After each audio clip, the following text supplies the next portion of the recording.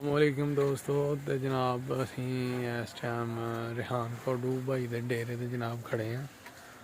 माशाल्लाह माशाल्लाह ते वेखो जनाब सोहने सोहने जानवर गावां माशाल्लाह लैके आए ने जनाब चुन चुन के मोती ते इन्हां दी जनाब वीडियो मुकम्मल डिटेल दे नाल इंशाल्लाह अपलोड करने हैं। असी जेह्ड़े दोस्त वेख रहे ने चैनल नूं इस वीडियो नूं वो जल्दी जल्दी चैनल सबसक्राइब कर लो क्योंकि जो भी असी वीडियो अपलोड करिए तुहानूं ओहदा नोटिफिकेशन आए तो पूरा शौक करांगे इंशाल्लाह वीडियो दे विच मुकम्मल जानवरां दियां बरीकियां तुहाडे नाल शेयर इंशाल्लाह करांगे।